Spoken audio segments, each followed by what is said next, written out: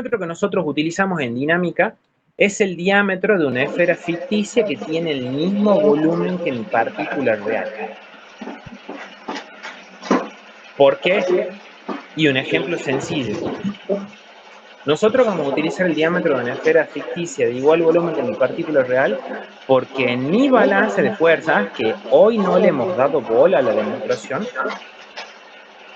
implícitamente estuvimos haciendo balances contemplando el volumen del sólido y el volumen del líquido desalojado. Por eso me interesa trabajar con el mismo volumen.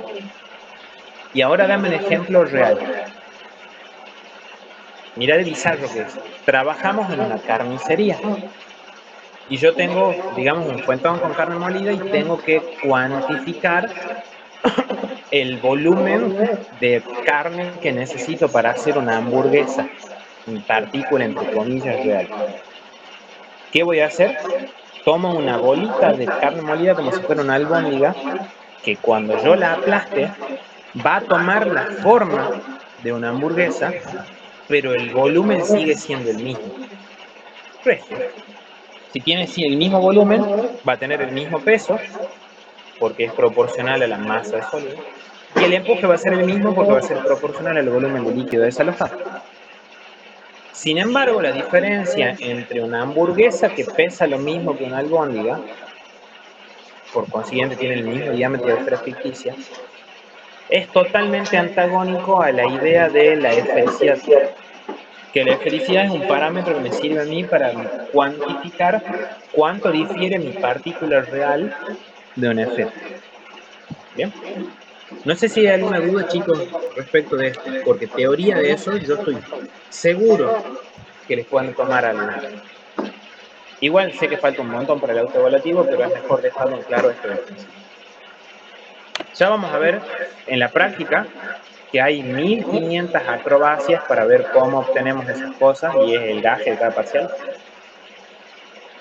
Y una vez que nosotros entendemos eso, nos viene la duda siguiente. Así como ya lo vi en pérdida de carga, muchos de los fenómenos se rigen por ecuaciones que se usa una u otra dependiendo del tipo de régimen en el cual estoy, como pasaba con el factor de fricción de tubería. Bueno, para eso tenemos que aprender el número de Reynolds en dinámica, que es bastante distinto al de cañería y no hay por qué enredarse. Ese número de Reynolds de dinámica va a ser el producto de la densidad del fluido por la velocidad relativa entre el fluido y la partícula, y acá eso sí difiere de la forma en la que lo enseña la cátedra, porque a mí me parece que más adelante a eso lo vamos a utilizar para entender el nucleador, ¿sí? Y acá viene el diámetro con el cual nosotros multiplicamos el numerador, que es el diámetro de esfera ficticia, mal apodado en las clases diámetro de dinámica. Todo dividido en la viscosidad. Para no perder la costumbre de ser prolijitos, deberíamos definir cuáles son los intervalos de validez, en los cuales se separa lo que es régimen laminar de turbulento y transición. En cañería era laminar si es menor a 2000 y transición mayor a 10.000. Acá en dinámica es laminar si es menor a 2 y turbulento si es mayor a 500. Y hay una aclaración acá que creo que es un momento oportuno para vos, Emi, que me estabas preguntando del ejercicio número 3. Hay veces en los cuales los ejercicios, cuando uno va a calcular los datos, a partir de los datos, una de las variables, el número de Reynolds te da 0.94, 1.8, 2.4, y ocurre que en realidad ese ejercicio no se debería resolver con los métodos gráficos en mí, sino que se debería resolver con una ecuación que a nosotros nos enseñan, que es ley de Newton para el régimen de transición. Ya lo vamos a ver cuando estemos en práctica en esta parte. Pero la Carolina dijo que tomemos menor a 1. O sea, Sí. si por ejemplo me da 1,5, ¿qué hago? Turbulento. Y sí, lo que ocurre, a ver, en los libros, estrictamente, para que sea laminar, el Reynolds tiene que ser menor que 2. Claro. Lo acaba de decir Emi, la cátedra cambia ese límite hasta 1. ¿Para qué? Para estirarle la pata al método gráfico que valga hasta el régimen de transición. Y si es menor a 1, recién trabajar con ley de Stokes. Pero ¿Y la velocidad? Sí, La velocidad del número de Reynolds es tipo, no es la velocidad terminal, que es la que es relativa entre un fluido y la partícula? sí, Ah, ok, ok, sí, sí. bien. Justamente con lo que comenta Emi acá.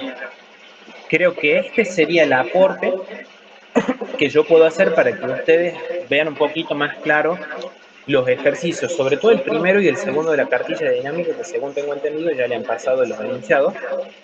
Esa velocidad relativa que aparece en el numerador acá, que la vamos a usar en un montón de otras cosas, la puedo ver desde tres enfoques distintos.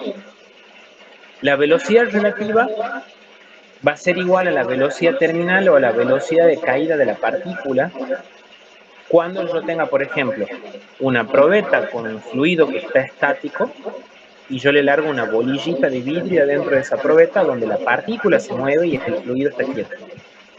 La velocidad relativa, vector, módulo y sentido va a ser la de la partícula, porque el otro sistema está estático. Sin embargo, el problema que sigue, el de la chimenea de cracking, es exactamente al revés. Ahí la velocidad relativa va a ser igual a la del fluido, porque la partícula está quieta, posada sobre una rejilla, y lo que se mueve es el gas que va hacia arriba. Matemáticamente la misma porquería. Pero me parece que conceptualmente esa diferencia después nos va a servir un montón. ¿Dónde? No sé si llegaré esta semana a verlo, tampoco quiero que corramos. Cuando nosotros estudiemos el nucleador, vamos a encontrar que esa velocidad relativa que va acá en el numerador del número de Reynolds es una velocidad vector, que es el resultado de una suma vectorial de la velocidad del fluido más la velocidad de la partícula. Quienes ya han cursado esto, lamentablemente en alguna ocasión, saben que cuando uno estudia el nucleador hay una corriente ascendente de fluido mientras que la partícula va hacia abajo. Si las partículas son muy grandes, el vector velocidad partícula en orden de magnitud es mayor que el módulo de la velocidad del fluido que va hacia arriba. Y si la partícula es muy grande, el vector resultante va hacia abajo, que era lo que encontrábamos como justificativo que la partícula se alimenta. Mientras que si una partícula es muy pequeñita, el módulo de la velocidad terminal es más chico que el módulo de la velocidad del fluido, por lo tanto el módulo de la velocidad resultante apunta hacia arriba y las partículas son arrastradas. La cátedra no lo enfoca a eso de esa manera, pero como les digo, y con toda tranquilidad es un capricho mío verlo a esto de esas tres formas, cosa de ir sembrando herramientas para que el día de mañana cuando veamos el nucleador nos quede mucho más claro todo. ¿Sí? No sé si eso responde parcialmente o la empeore con la duda de la velocidad terminal. El primer caso es fluido quieto y la partícula cae. El segundo, partícula quieta y el fluido sube. Y la tercera, bueno, los dos están en mano. Sí, sí, lo que me hacía dudar a mí era si yo, o sea, básicamente si yo la puedo despejar donde yo quiera la velocidad terminal, o sea, del número de Reynolds o de la ecuación. Eso era el que no Sí. entendía, digamos. A mí, en el problema ese que vos me estás diciendo con el número 3, a mí me hizo confundir y después me saltó la ficha mientras acomodaba el drive que vos habías calculado el número de Reynolds. No es que era dar, sí da 1,2. Si da lo mismo despejarlo de ahí. Claro. Yo digo, si da O sea, lo saqué de 1,2, gráfica. pensaba que. O sea, claro, sale gráfico. Sí, eso está Bien. bien. Me da Ah, o igual sea, a sí mí. lo puedo despejar de ahí. Sí, Claro, sí, ok. de ahí sale justamente. Bien, bien. Bueno, vamos al coeficiente de arrastre. ¿Qué era el coeficiente de arrastre? Ya lo habíamos mencionado, perdón, toqué la extensión incorrecta, que el coeficiente de arrastre material para el autoevaluativo o para la parte teórica del segundo parcial es una constante de proporcionalidad entre la velocidad relativa al cuadrado y la fuerza de una partícula contra el fluido. ¿Saben quién es el coeficiente de arrastre? El primo hermano del factor de fricción. Va a decir, ¿qué carajo tiene que ver? ¿Se acuerdan cuando nosotros vimos en la primera clase PDF número 1? Pérdida de carga. Vimos que el factor de fricción en régimen laminar se calculaba como F igual a 64 sobre el número de Reynolds Y en régimen de transición o turbulento, F salía del abaco al Moody. Incluso hagamos una apuesta aún mayor. No sé qué le pasa a esto con o sea, hagamos una apuesta mayor. ¿Se acuerdan que el factor de fricción en cañería, en régimen laminero, era independiente de la aspereza relativa del tubo? Acá está. Mientras que en transición o turbulento dependía de epsilon sobre D. ¿Qué tiene que ver con CD? CD, el coeficiente de arrastre, su primo hermano, es una variable que obviamente no tiene nada que ver, pero se comporta parecido. El coeficiente de arrastre en régimen laminar, obviamente hay una demostración de por medio que no nos vamos a molestar el día de hoy en verlo. Se calcula como 24 sobre el número de Reynolds de dinámica. Mientras que si nosotros estamos en régimen de transición o turbulento, sale de otra gráfica, una gráfica que es tía, digamos, de la del alto de Moody, por decirlo de una manera graciosa. Donde esa gráfica se ve el coeficiente de arrastre en función del número de Reynolds de dinámica. Donde la curva parámetro aquí es la variable esfericidad. Digámoslo de una manera un poco más pedagógica. Depende de la forma de la partícula. Ya vamos a estudiar la definición de física. Pero no me quiero ir todavía del ejemplo que vi acá en qué se parece con el factor de fricción. Nosotros vimos que el factor de fricción en cañerías en régimen laminar era independiente de la aspereza del tubo. El coeficiente de arrastre en régimen laminar es independiente de la forma de la partícula, es decir, no depende de la esfericidad. Mientras que el coeficiente de arrastre en régimen de transición o turbulento sí depende de la forma o esfericidad de la partícula, como en su momento el factor de fricción dependía de la aspereza relativa del tubo. ¿Sí? Deme un segundito, creo que ya alguien está golpeando la puerta, por eso el pego me ahora acá.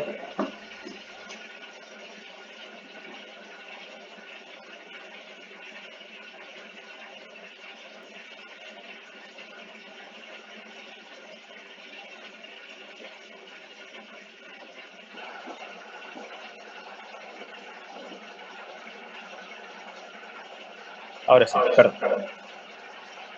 Podemos trazar esos paralelismos y, como les digo, existen preguntas de multiple choice tipo verdadero o falso que hacen hincapié muy justo sobre eso. Antes de ir a esfericidad, vamos al paquete de copia.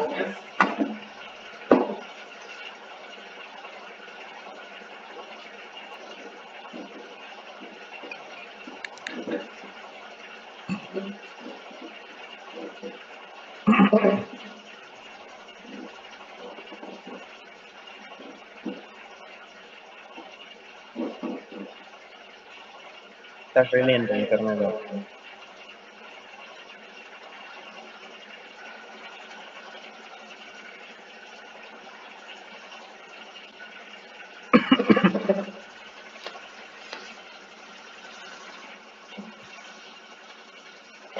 Acá.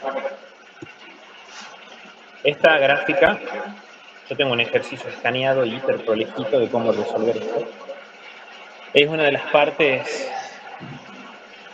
medio tediosas en la parte práctica del segundo parcial. Para traer tranquilidad a todo el mundo, mi opinión personal de toda la materia, ahora el segundo parcial va a ser el más tranquilo de los tres, porque no está ni bomba ni filtro. Es mucho más corto en la resolución que el segundo parcial. Sin embargo, tiene esa maña práctica, como lo que estamos viendo en pantalla, en donde, bueno, uno tiene que ser muy prolijito a la hora de resolver las cosas. ¿A qué me refiero? En este plano cartesiano, donde si este es el eje Y, choca en el eje vertical, veo el coeficiente de arrastre CD. Ignoren esta fórmula, no vamos a usarla nunca nosotros. En el eje horizontal, mi variable independiente es el número de Reynolds de dinámica. Rho por B por diámetro de dinámica dividido en mu. ¿Sí? Repaso, ya verán algunas fotocopias, en donde si yo divido la viscosidad en la densidad, eso es una variable que también deberíamos conocer, que se conoce como viscosidad cinemática, omega. ¿Ven? ¿Y qué tiene de curioso esta gráfica? Cada unidad que yo avanzo en el eje horizontal es una unidad logarítmica. Paso de 10 a la menos 3, 10 a la menos 2, 10 a la menos 1, a la 1, a la 10, a la 100, a la 1000, a la 10.000, o 10 a la 2, 10 a la 3, 10 a la 4, 10 a la 5, etcétera, etcétera. En el eje vertical también, subo una unidad logarítmica, multiplique por 10, multiplique por 10, por 10, por 10, por 10. Esta es una de las dos gráficas en toda la materia donde uno hace trazos sobre escala logarítmica. Y nos juguemos la vida en hacer una nueva apuesta. Esto es como si hubiera una cuadrícula, hagamos más gordita estas líneas, y esto posta el día que estemos haciendo práctica, yo le voy a poner mucho énfasis porque ahí es donde uno mete la pata. Lo mismo que cuando en parciales de bombas nosotros estábamos haciendo selección y teníamos que hacer el dibujito para ver cuál es el caudal de operación y toda la maricoche, hemos visto el costo altísimo que tenía ser improlijo. Bueno, acá pasa lo mismo.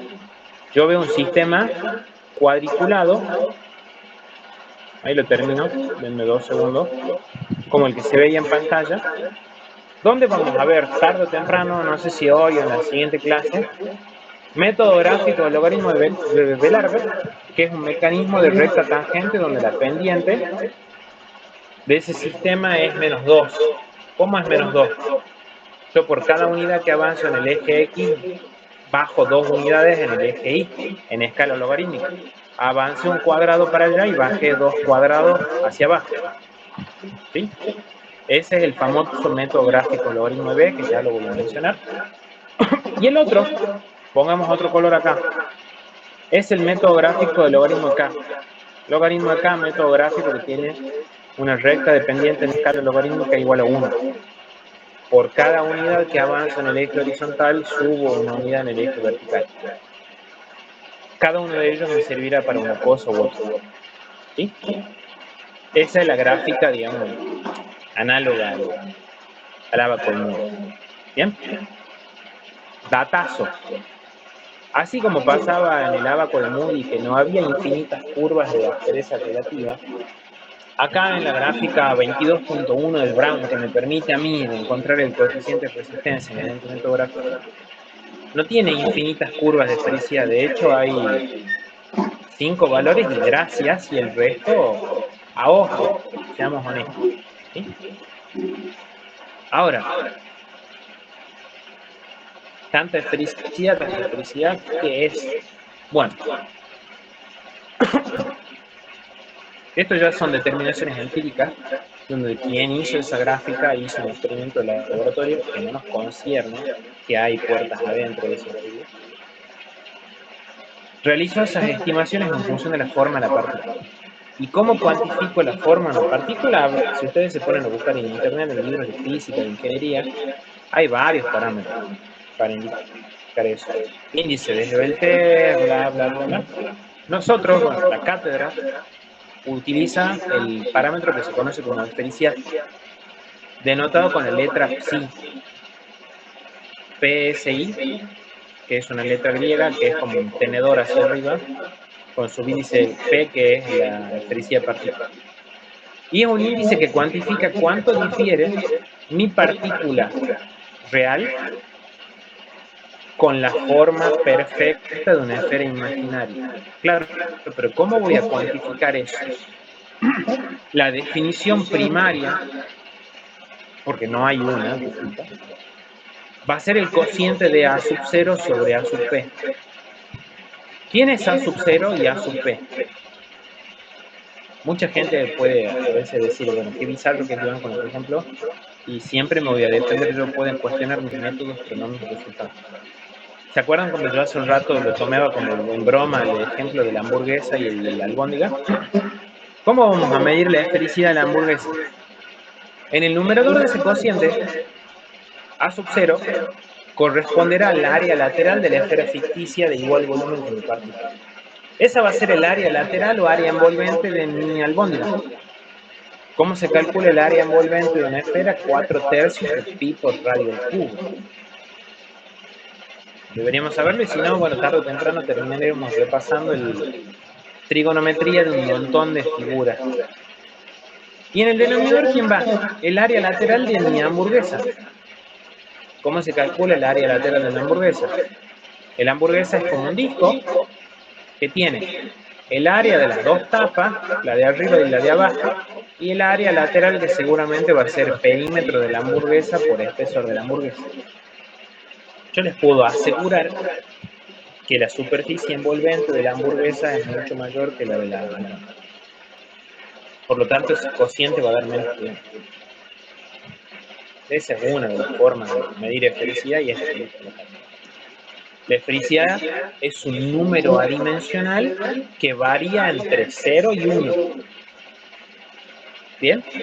Después veremos un par de semanas más adelante, cuando estemos en el lecho, que esto se puede calcular como diámetro de esfera ficticia de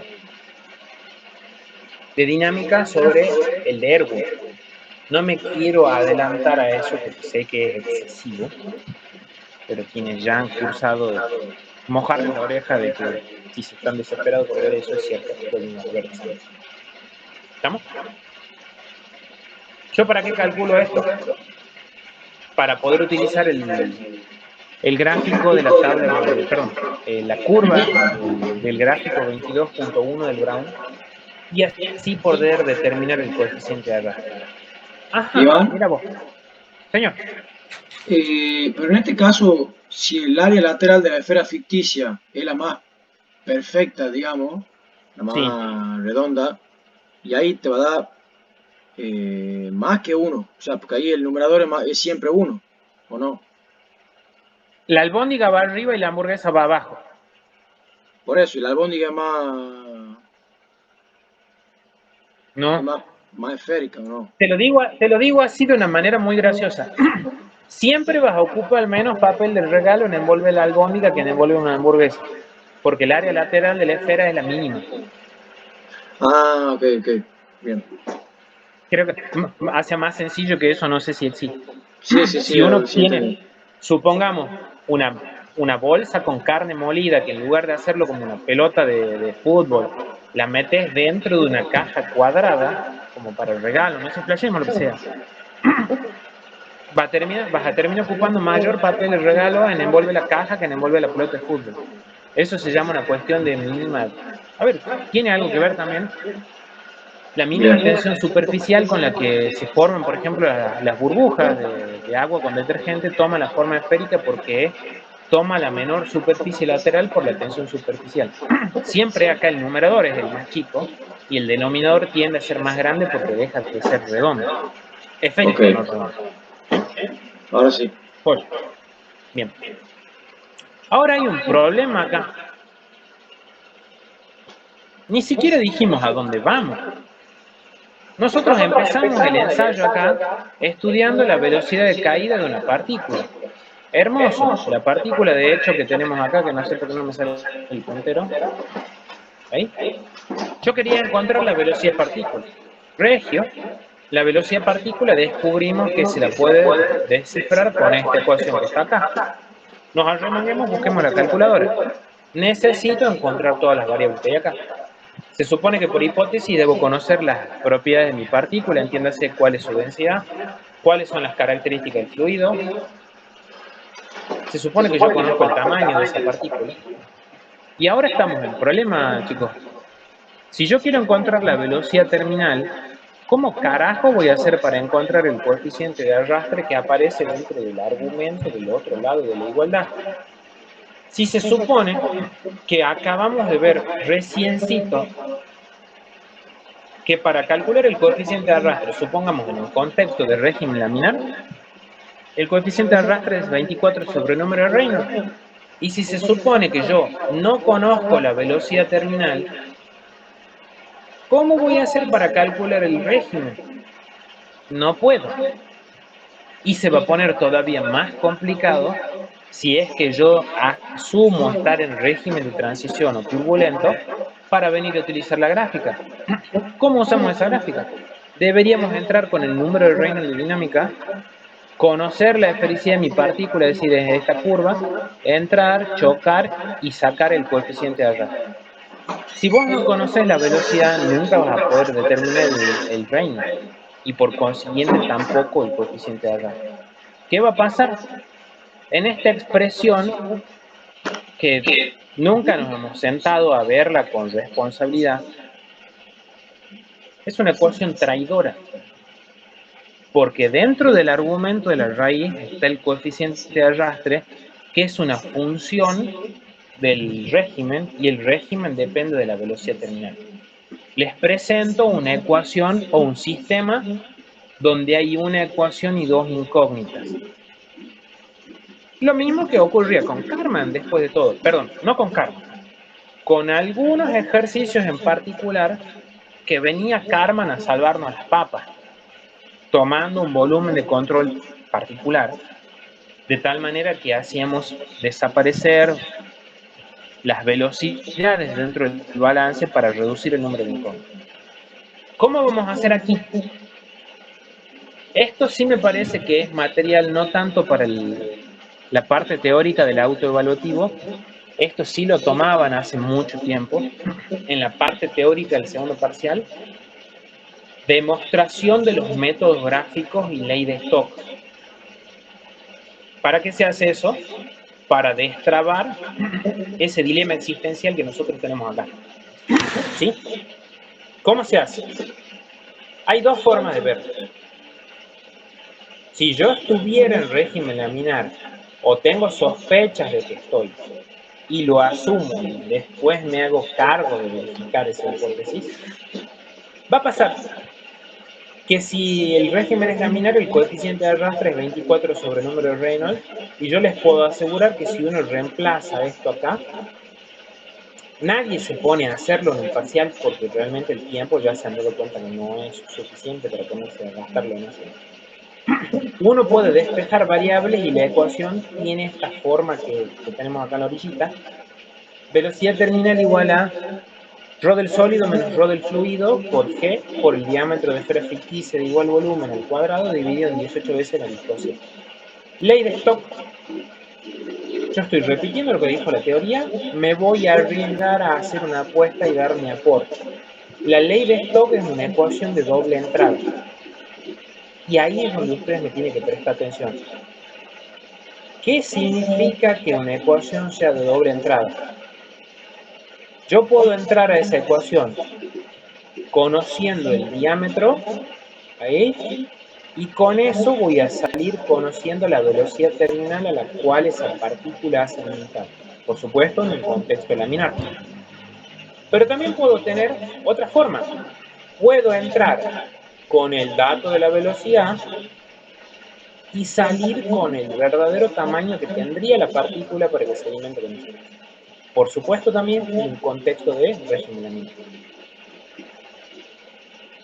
¿Estamos? Esa es una, y tiene su correspondiente demostración.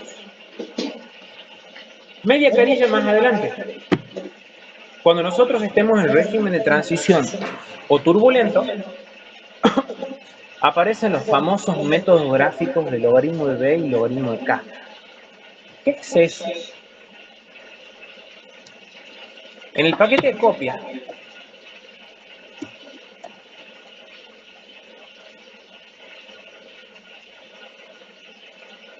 acá, le dan las ecuaciones de dinámica de partículas a ustedes, donde ya van a ver que esto que estoy pintarrasqueando yo acá dentro del argumento de la primera ecuación que tiene como variable en su interior el diámetro de partícula, es el famoso término de logaritmo de B larga.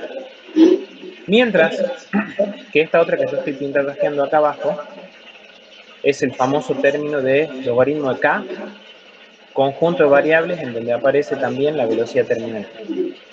Son dos métodos gráficos que, miren lo que vamos a tratar de hacer como cuadro sinóptico para estudiar acá. Que acá es donde yo debo hacer la diferencia ayudándolos a ustedes. Nosotros vamos a tener un contexto de régimen de transición o régimen turbulento, que el día que nosotros conozcamos el diámetro y pretendamos encontrar cuál es la velocidad a la que cae la partícula, ese método gráfico para ir en esa dirección es el método gráfico del logaritmo de B larga. Ya les explico en un segundito, yo estoy tratando de hacer una intro. Y el día que pretendamos ir al revés, encontrar el diámetro que debería tener una partícula cuando yo sé que su velocidad de caída es Bt, ahí corresponderá utilizar el método gráfico de logaritmo de K. Bien, ecuaciones que están dentro del paquete de copias como se los marqué aquí. Fíjense que en el paquete de copias no te dice nadie que vea es la de arriba y K es la de abajo. Uno ya debe tener la coyuntura de darse cuenta que si esto está en función del tamaño es el del B y si este está en función de la velocidad este es K. ¿Bien? Toma un poquito de agua.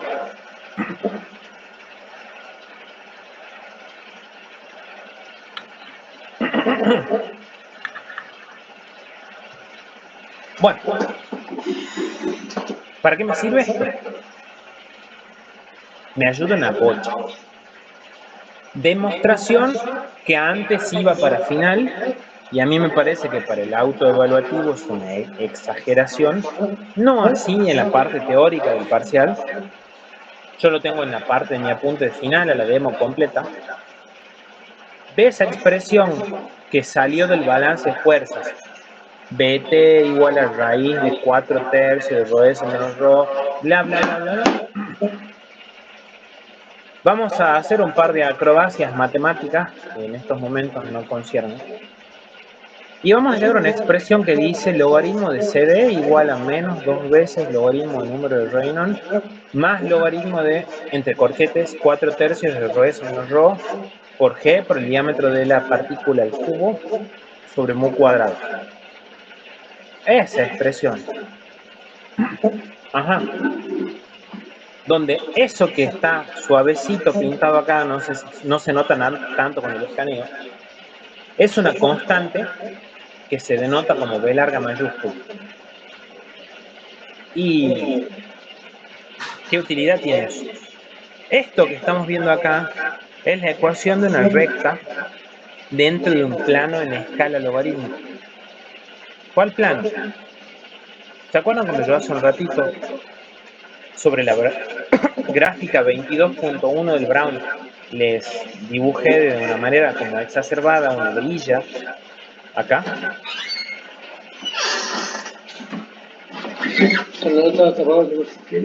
Permítanme trabajar en simultáneo con ambas ventanas. Ahí. Esa es la ventaja de enseñar esto virtual respecto a la cátedra, incluso cuando lo dan en la clase.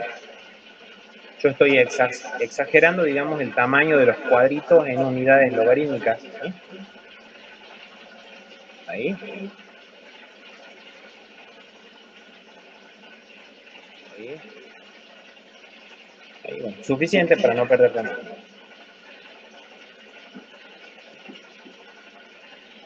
Esta ecuación que nosotros estamos viendo acá es la ecuación de una recta que tiene pendiente menos 2 en escala logarítmica y que pasa por el punto de coordenadas número de Reynolds igual a 1 y CD igual a B.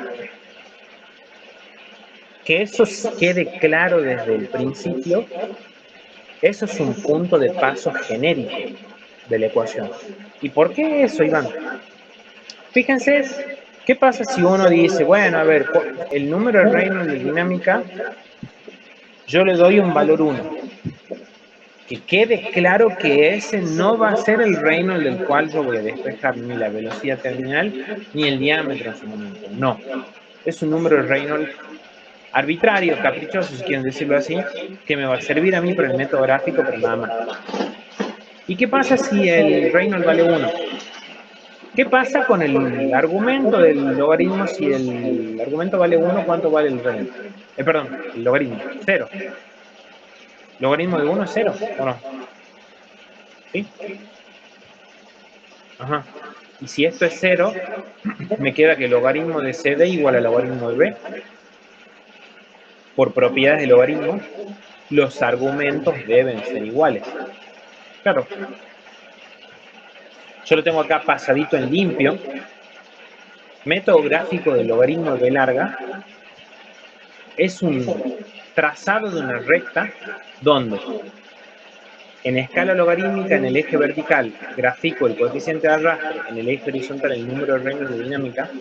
Ese punto de paso que yo les digo es coordenada Reynolds de dinámica igual a 1, CD igual a B. Y ahora vamos a trazar con color rojo una recta que tiene pendiente menos 2, ¿sí? Y que en algún momento de nuestras vidas se va a intersectar con la curva de efericia de partículas. Se supone que cuando uno está empezando los métodos gráficos, en este caso el logaritmo de B larga, ¿por qué lo hacía?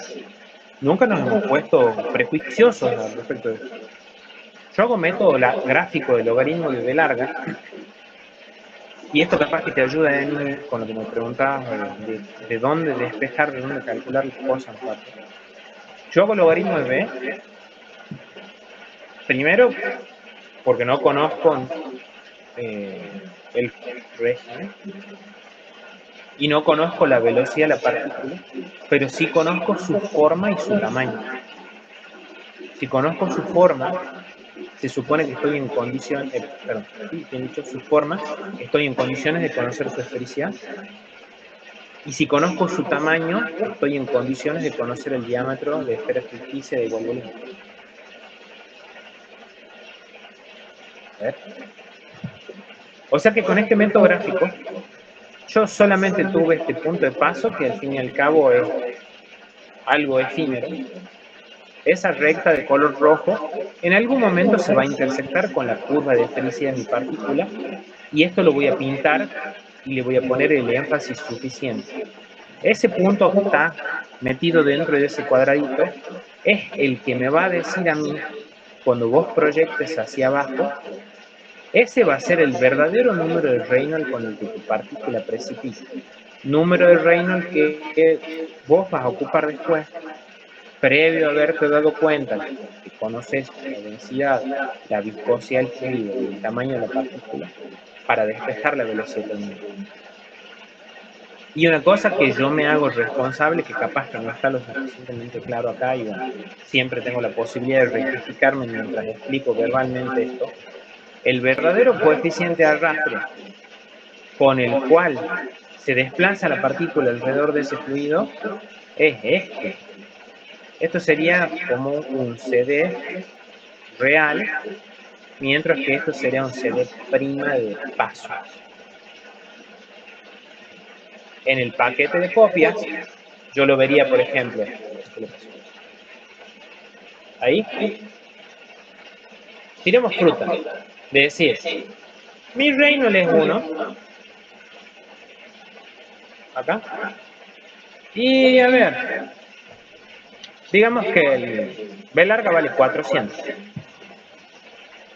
¿Está ahí o no? Yo voy a tirar una recta de pendiente menos 2, ahí.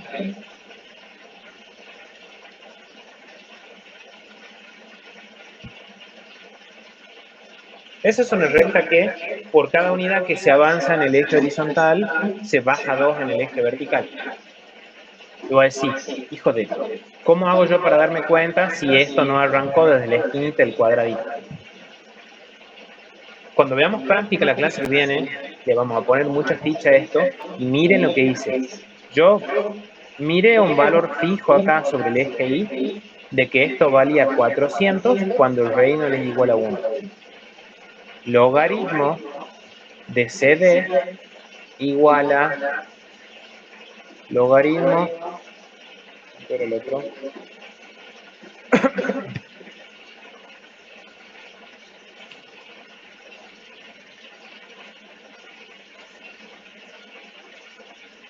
ay Dios, qué horror, no me deja marcar todo acá,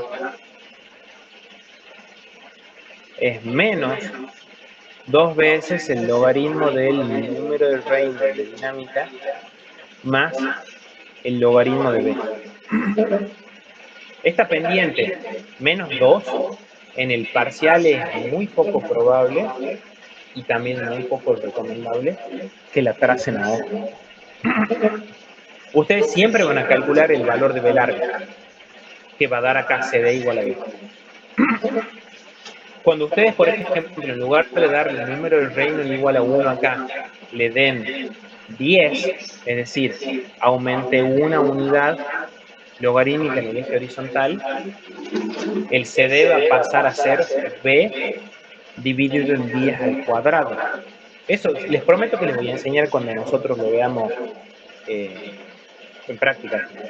Va a ser B sobre 10 a la n, que es 2, y eso va a ser 400 dividido en 100 en 10 al cuadrado, que es 100, y 400 dividido en 100, ¿cuánto da? 4. Claro, yo pasé de 400 a 4, disminuí 2 unidades logarítmicas en base 10 en el eje Y, cuando aumenté una unidad en base logarítmica en el eje Y. Es bien tedioso ese método, tampoco es que es de vida o muerte, pero obviamente en el parcial a esto hay que hacerlo con la mejor onda, porque después cuando tengamos que sacar el punto de intersecciones y haya que ver cuánto vale el verdadero Reynolds y cuánto vale el coeficiente de arrastre, tendrá su costo si uno es medio chanta, ¿verdad? No sé si hay alguna duda, chicos.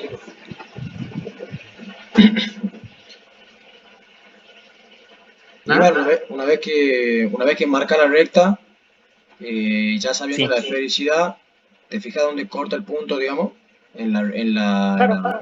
en la línea, digamos. Acá, que está un poco menos amontonado. Vos trazás la recta de pendiente menos 2, que Sí, pasa por el punto de coordenada Reynolds igual a 1 y CD igual a B. Y por otro lado tenés la curva de tu esfericidad de partícula, que es esta, ¿verdad? sí, Se van a interceptar en este punto.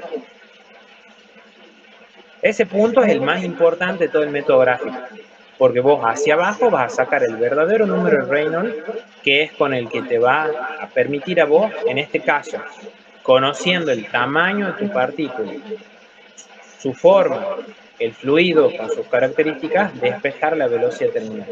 Y si te pidiesen cuánto vale el coeficiente de arrastre, pongámoslo acá, CD real, sale hacia el costadito. Insisto, no es ese, es este. ¿Bien? ok. Joya. Ahora vamos a la versión opuesta de esto. Vamos al método gráfico del logaritmo K. ¿Cuáles son las hipótesis de esto? Yo ahora conozco la velocidad en la que cae la partícula, conozco la forma de la partícula, me da curiosidad saber cuál sería el tamaño. Habrá otra demostración, por supuesto, que no es motivo de debate de hoy, digamos, nosotros estamos enfocados fuertemente en la práctica. Partiremos de la ecuación esa, bt igual a raíz de 4/3 de rho s menos rho, bla, bla, bla, bla. Y vamos a encontrar esta otra expresión. CD igual al logaritmo del número de Reynolds más logaritmo de K. Los tres términos son positivos, no anteceden de ningún número negativo. ¿Qué es eso? La ecuación de una recta en escala logarítmica en el mismo plano de CD versus número de Reynolds, o sea, en el mismo plano de acá, una recta que tiene pendiente 1. De nuevo, si a mí se me da por decir el número de Reynolds de dinámica va a valer 1 como punto de paso, el logaritmo de 1, ¿cuánto vale? 0. Me va a quedar que el logaritmo de CD es igual al logaritmo de K. Y por propiedades de logaritmo, si los argumentos son, si los logaritmos son iguales, los argumentos son iguales. Me va a pasar de nuevo que yo voy a tener un punto de paso en número de Reynolds de dinámica igual a 1 y en CD igual a K, que es ese punto de paso que, bueno, acá está más prolijo. Esa va a ser la ecuación que plasma esta recta que tiene pendiente 1 y que tarde o temprano, lo mismo que me pasó hace rato, se va a intersectar con la curva de felicidad de mi partícula, que es conocida. Esa se intersectará, no sé, ahí.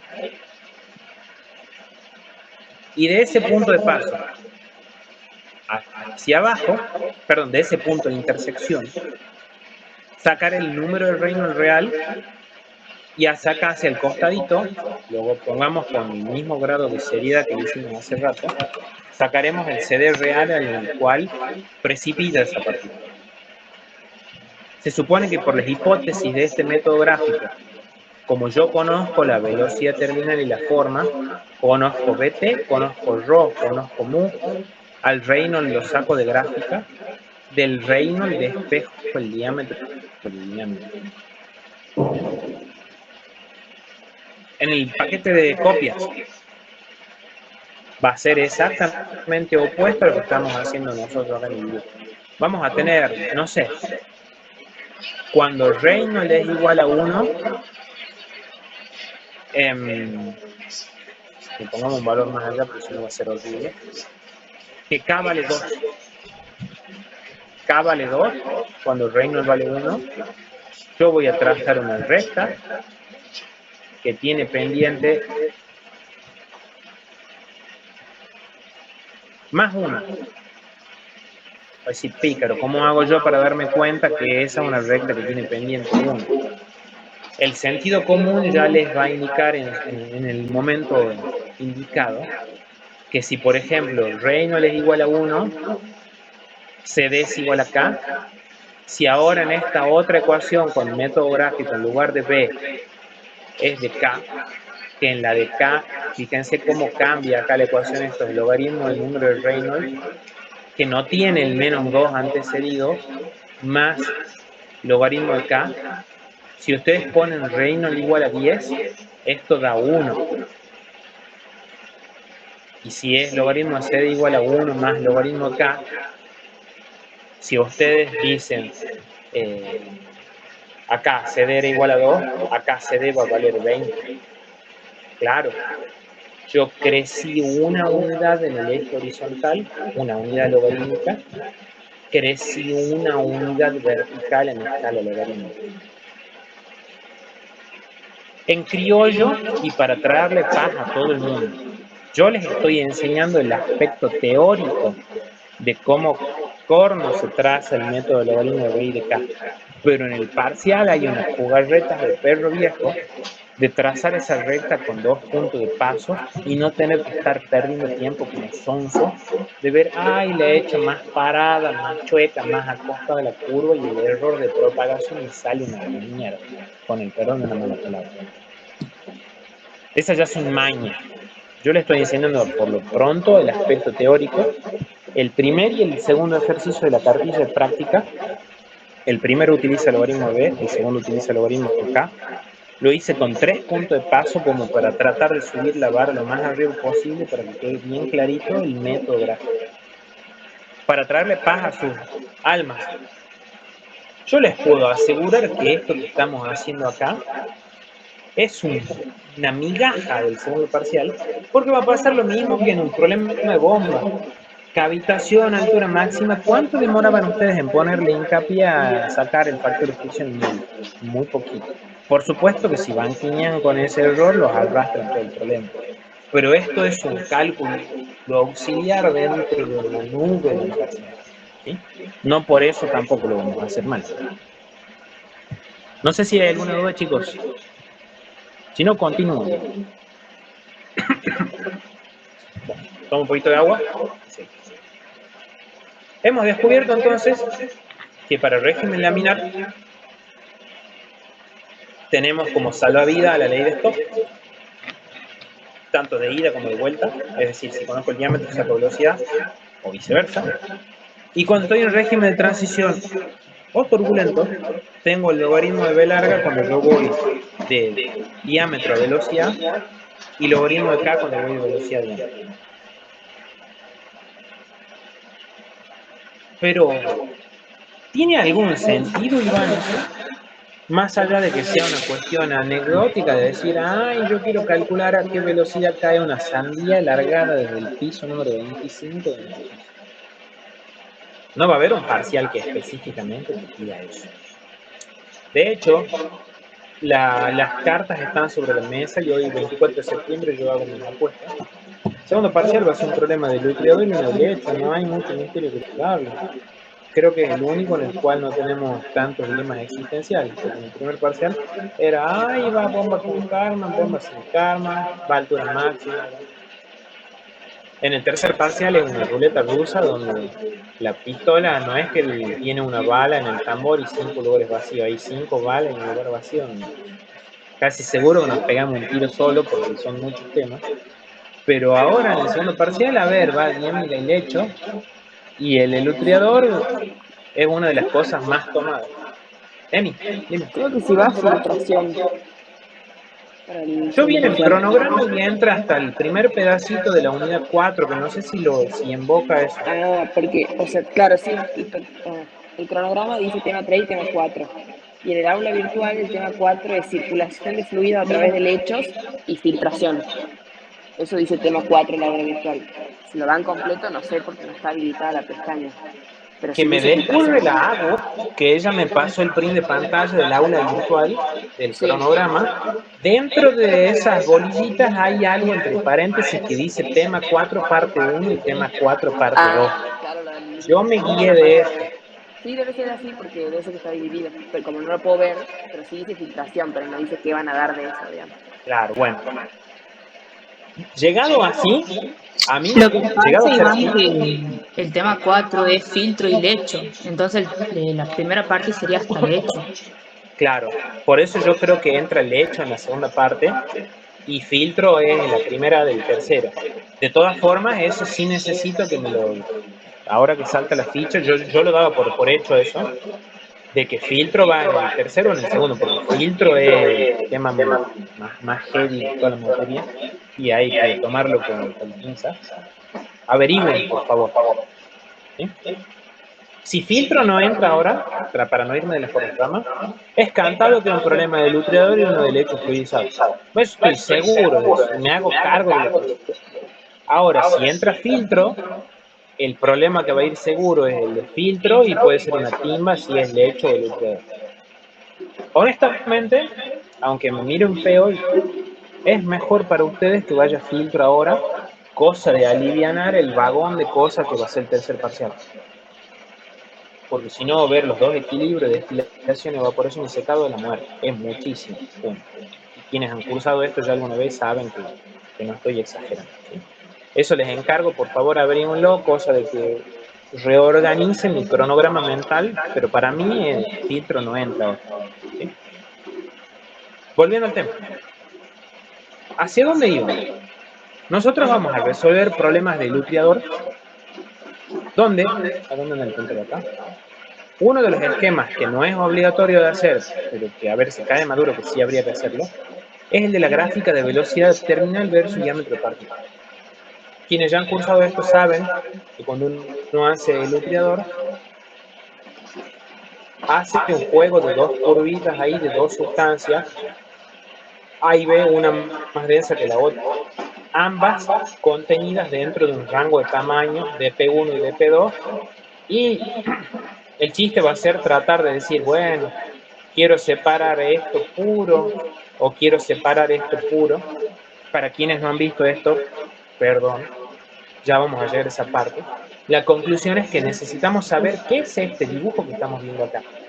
Y ese dibujo es un desprendimiento de lo que nosotros acabamos de aprender ahora. Descubrimos que hay una correlación entre la velocidad terminal a la que cae una partícula y el tamaño del mismo. De hecho, fíjense qué curioso. La expresión BT igual a raíz de 4 tercios. A ver, banquenme un segundito que están golpeando la mano acá.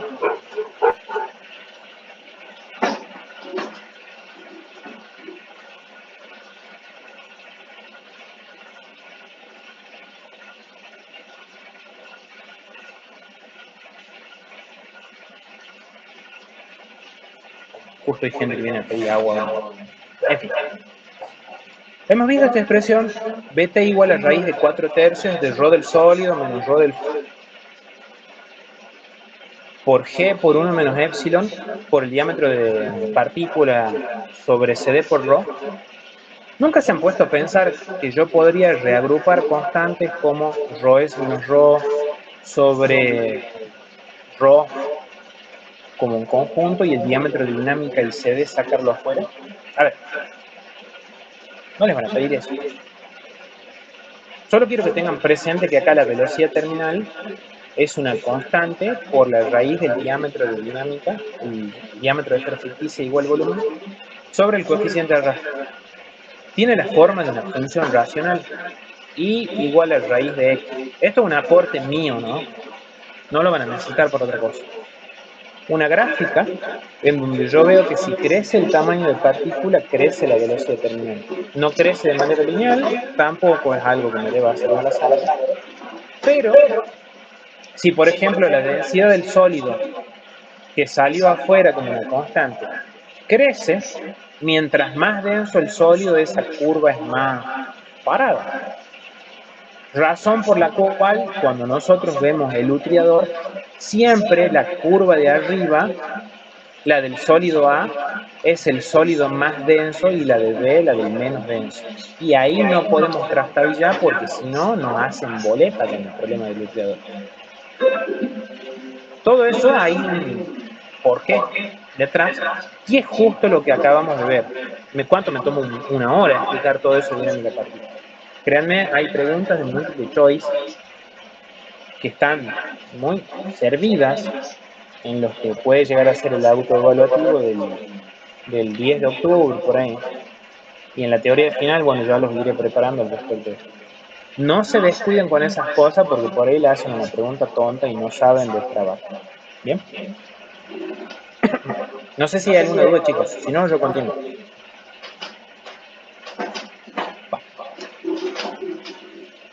Emi, que bueno, parece que se escapó ya. Ah, cierto que me dijo que se iba más temprano.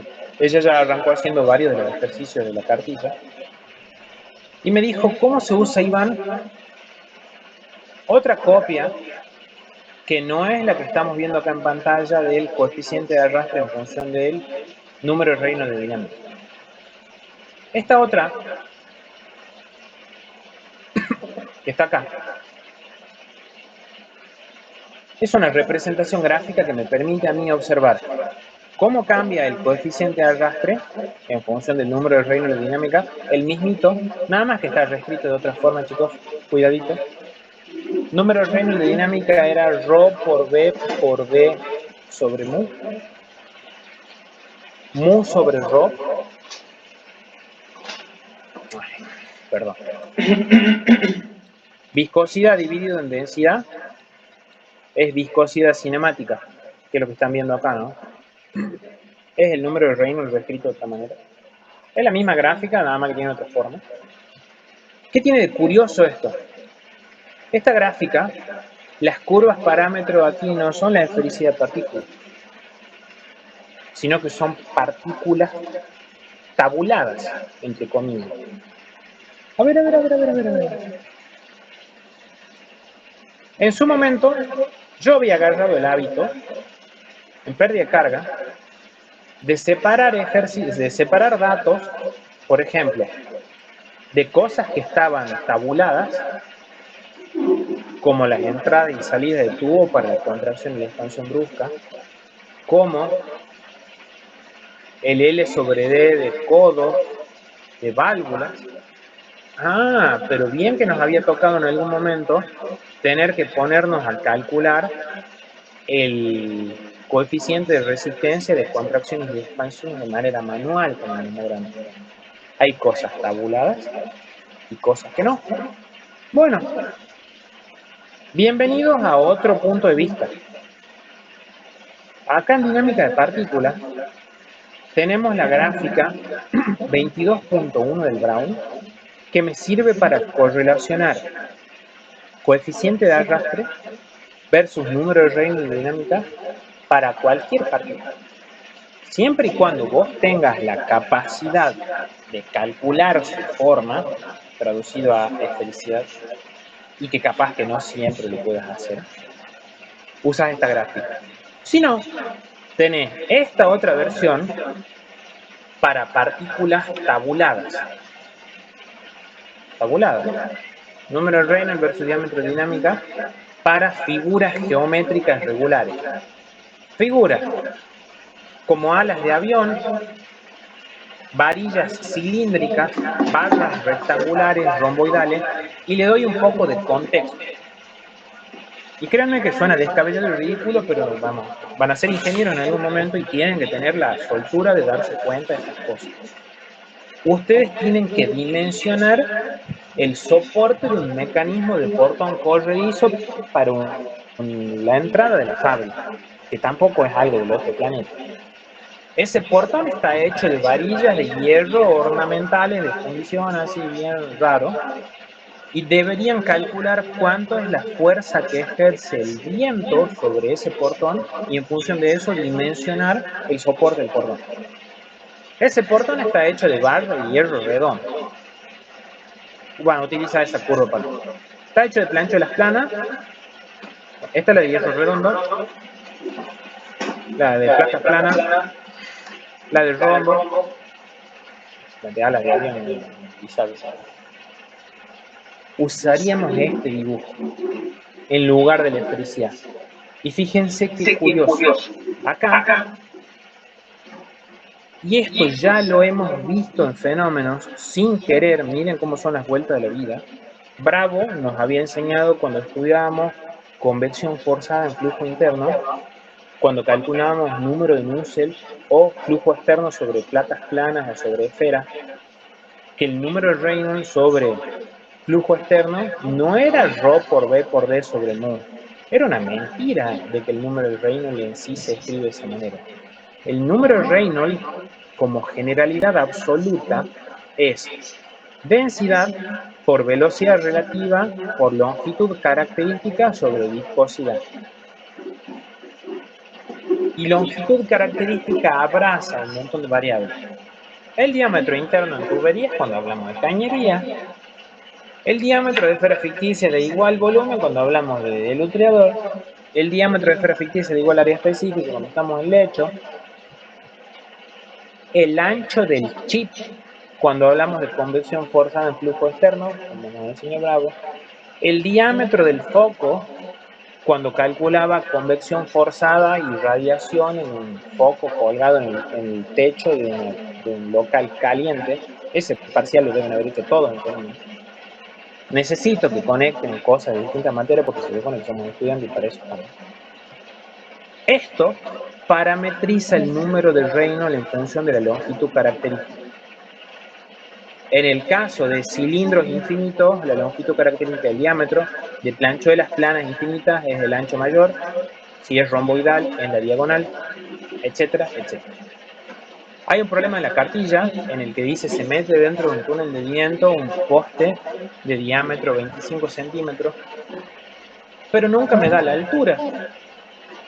Si a mí no me da la altura de ese poste, solitos vamos a chocar contra la pared. Cuando intentemos calcular el volumen de partícula, el volumen de ese cilindro, y sin el volumen no vas a poder calcular el diámetro de esfera ficticia igual volumen y no vas a poder hacer nada. En ese tipo de ejercicios se trabaja con longitud equivalente, y bueno, ya lo haremos oportunamente en la práctica. ¿Sí? Eso es lo último de la teoría base de dinámica.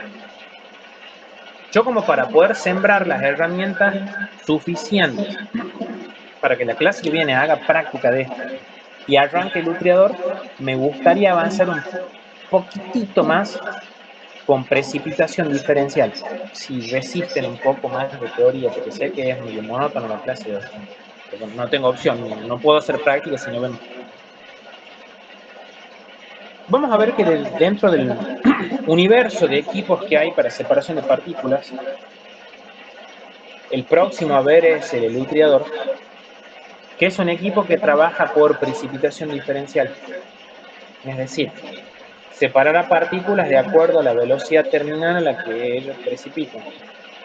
Algunas sedimentarán otras serán arrastradas, pero el punto de partida de esto es un grafiquito que es el que intenté transmitirles yo hace un momento.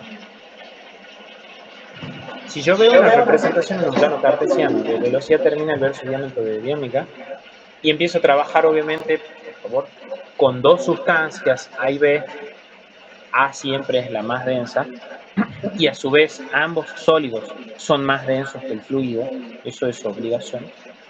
Siempre la curva de A va a ser mayor a la de B. Y hablo con total conocimiento de causa. Fue la pregunta que me hicieron a mí en el examen final de primer parcial. ¿Qué es la relación de separación? Yo no sé si esto se los han dado en teoría todavía ayer. Pero ¿qué es lo que esperaba la profesora cuando ya no estaba ya así? No sé cuál será la moraleja ahora con Carolina, Emilia y el doctor.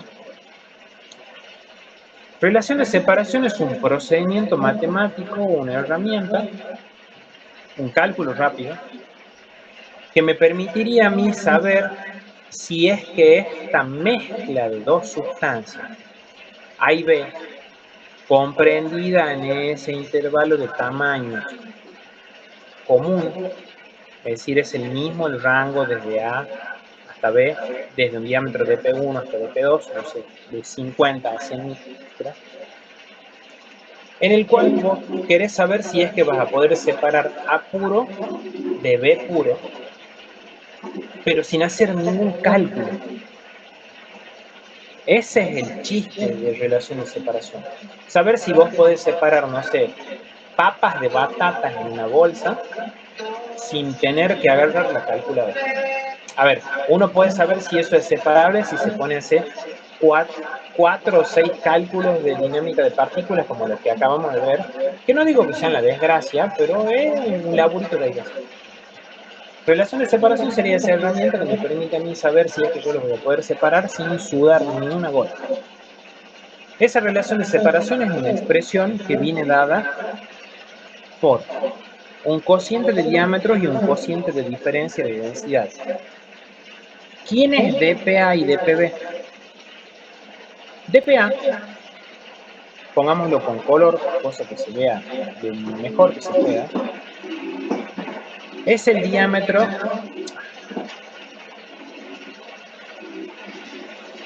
de la partícula más chica de A. Mientras que dPB es el diámetro de la partícula más grande de B dentro del diagrama. El diámetro de B es el extremo mayor, que sería dP2, y el diámetro de A va a ser el diámetro de la izquierda, el más chico de la mitad. Y A tiene densidad de A y B tiene densidad de B, por obviar. ¿Sí?